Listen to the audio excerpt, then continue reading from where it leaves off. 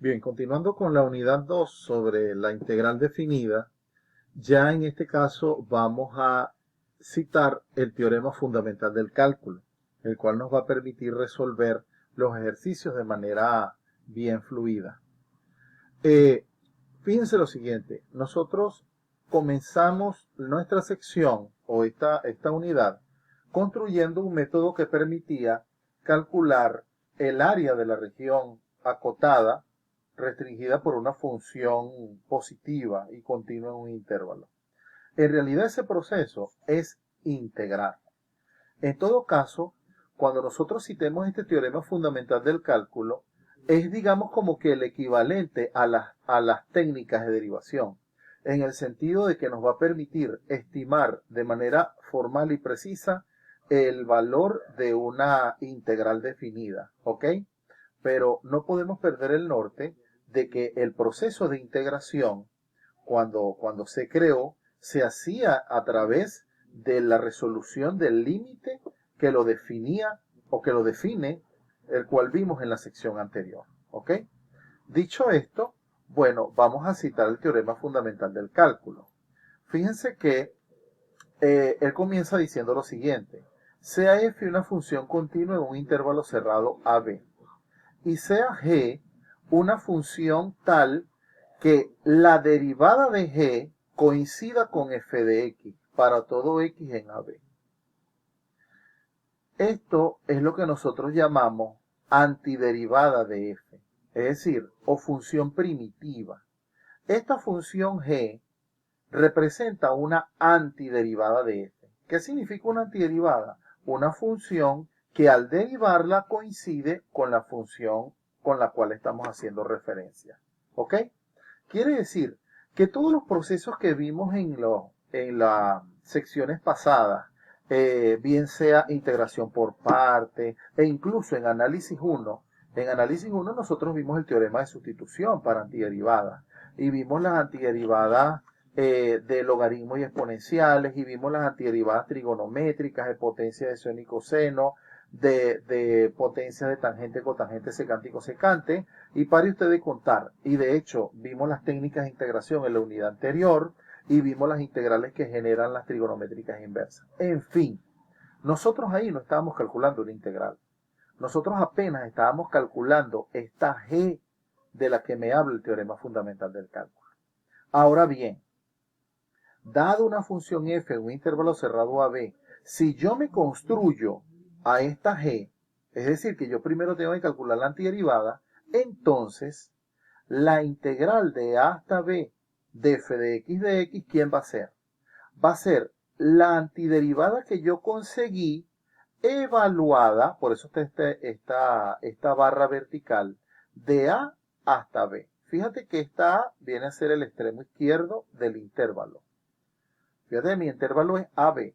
Entonces, cuando yo digo la integral que va desde A hasta B, es decir, es la integral que recorre desde el extremo izquierdo hasta el extremo derecho de la función f de x diferencial de x. ¿Quién es? Es la antiderivada evaluada entre A y B. ¿Y cómo se evalúa? Bueno, se evalúa g en el extremo superior, que es el extremo derecho del intervalo, menos g en el extremo inferior. Esto que está acá representa la integral resuelta bajo el teorema fundamental del cálculo. Pero fíjense que el 90% del procedimiento o de la complicación del ejercicio radica en conseguir la antiderivada adecuada. O sea, que ya nosotros hemos aprendido con los temas anteriores gran parte de lo que necesitamos para poder calcular la integral. Es decir, determinar g, que era la antiderivada. Por eso algunos autores, de manera inadecuada diría yo, la nombran como integral indefinida. No, integral es integral. La integral es una sola, que es esta que está aquí.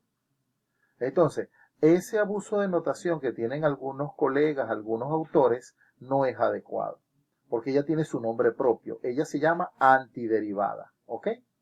Perfecto. Dicho todas estas aclaratorias, ahora vamos a, bueno, aquí en la observación yo les coloqué algo similar a lo que acabo de decir. Entonces vamos a la ejercitación, ¿ok? Poco a poco. Si es preciso, vamos a hacer un par de videos para detallar bien todos los casos. Vamos con este primer ejercicio que es muy sencillo. Nos dicen, calcular la siguiente integral. Es la integral que va desde 0 hasta 2 de la función cuadrática 3x cuadrado menos 4x más 1 diferencial de x. ¿Qué es lo primero que vamos a hacer? Vamos a calcular la antiderivada.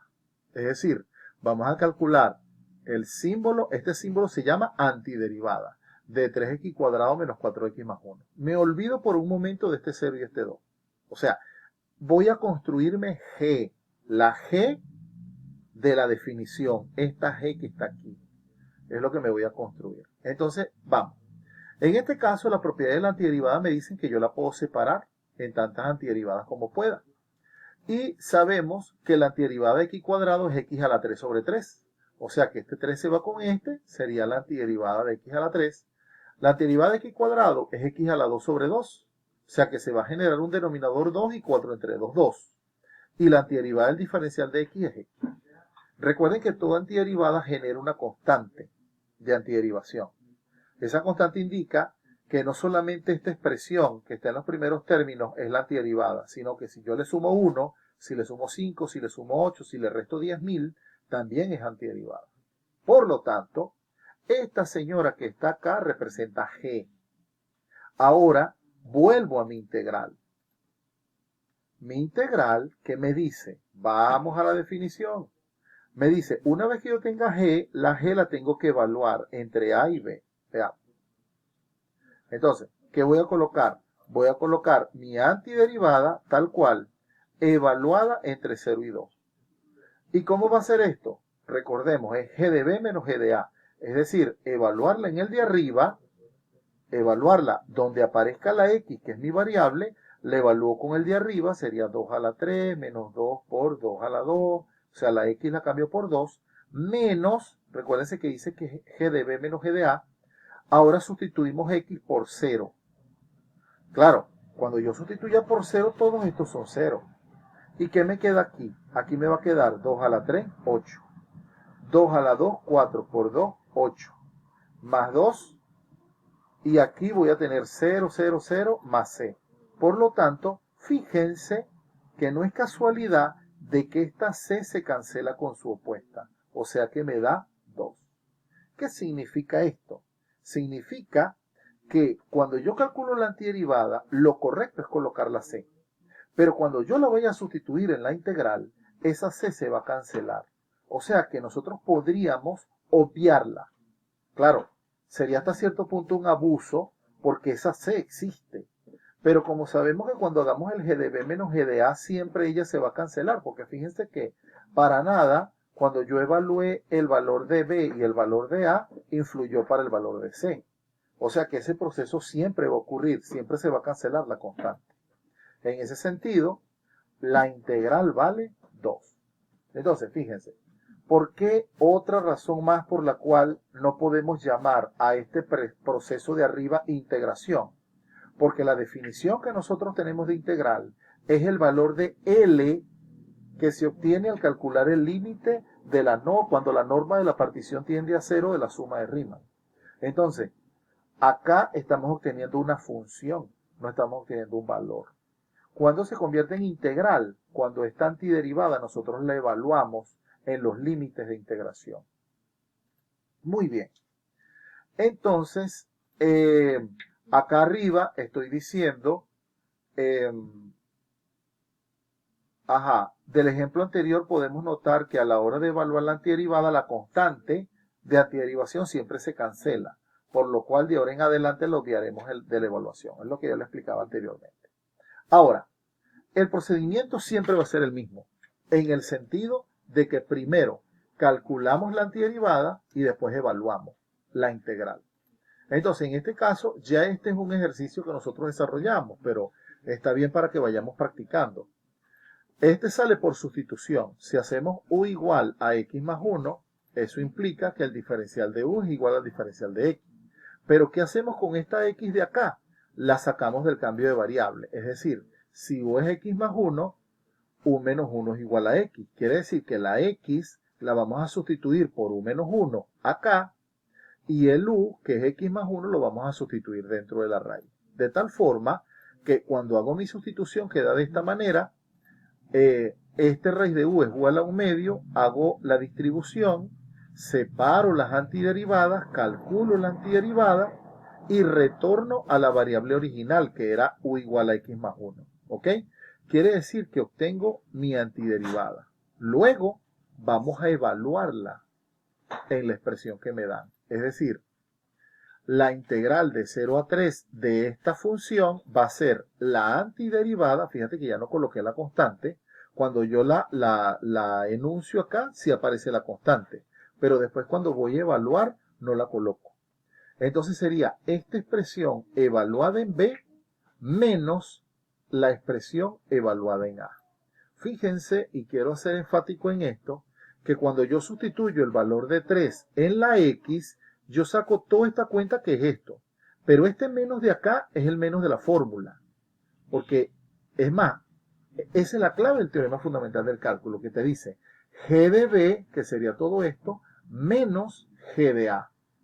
Entonces, no confundan este menos con este menos de acá.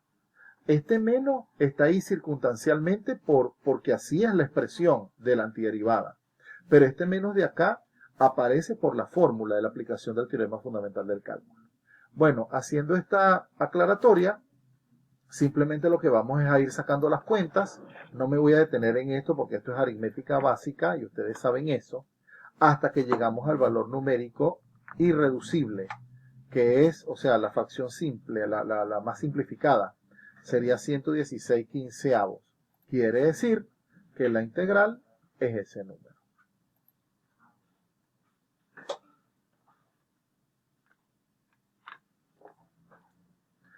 Fíjate lo interesante de esta observación. En el ejemplo 2 se resolvió de la forma clásica, pero como la integral definida cumple las mismas propiedades de la antiderivada, entonces podemos ir cambiando los límites de integración en la medida que se introduzcan los cambios de variable.